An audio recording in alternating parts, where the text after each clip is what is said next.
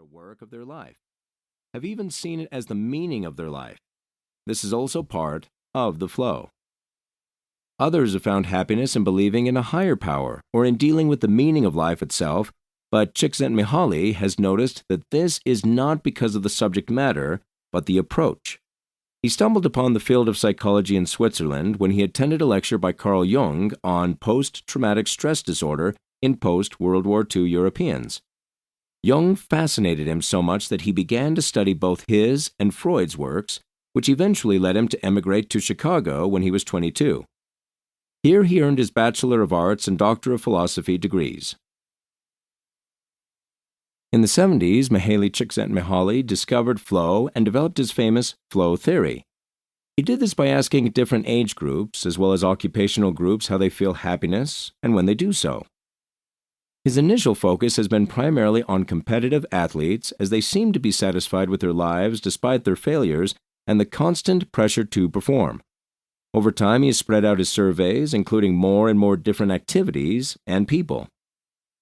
Despite the diversity within the participants, he found parallels that were not necessarily dependent on the individuals themselves, but rather on the subjective perceptions of the activities. Like many others, the discoverer of flow came upon the realization that happiness is not dependent on external influences, but comes from within. One cannot obtain it through materialism or reliance on others, but must obtain it for oneself, mentally as well as emotionally. Even if you are able to do this, the ability to be happy is not something that you can hold on to permanently, since you can be hit by strokes of fate over and over again, or even suffer a bad day once in a while. Nevertheless, to a certain extent, you are responsible for influencing your own happiness. You can determine how bad you feel on bad days and how quickly you get back on your feet, but how exactly does one do this? What makes the flow? The features of the flow can be clearly and unambiguously described by 8 different characteristics. These are divided into 2 categories. The first 3 items indicate the conditions that are necessary to experience flow. The others, on the other hand, are a description of how flow is experienced, because even if this experience is subjective and individual, there are nevertheless consistent feelings or even sensations towards the activity. The 8 characteristics of flow are as follows. 1. You need a goal to follow, and you need direct feedback while performing the activity. An example of this is a basketball game. Within the game, you want to score a basket, as this entails winning the game. The activity itself consists of the throw. During the execution, you get a direct feedback because hitting or missing the basket indicates the success of the activity. 2. One must be able to muster some interest as well as concentration for the subject of the activity.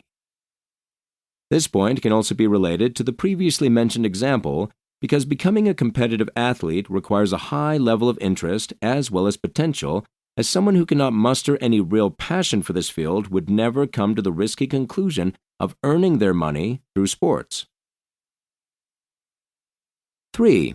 The difficulty and requirements of the activity must be adapted to the performance of the active person. This point is one of the most important to be able to feel the experience of flow. After all, if the level of difficulty is too low, there will be an underload. If someone who writes mathematics in the baccalaureate works on tasks from elementary school, this does not correspond to his learning level. This creates boredom, and the processing of the tasks is perceived as disturbing. Conversely, an elementary school student is overwhelmed by tasks that do not correspond to his level. He would probably first try to work on the tasks, but fail since this exceeds his level. It would thus lead to despair and ultimately to giving up, which could result in a complete loss of interest in mathematics.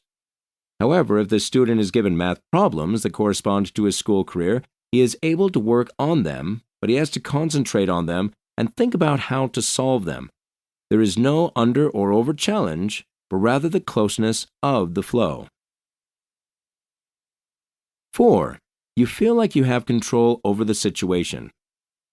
This characteristic is the first thing that revolves around the experience of flow. Many describe that because of the previously mentioned points, that you are doing something you like to do and being on par with the activity. They have a sense of control.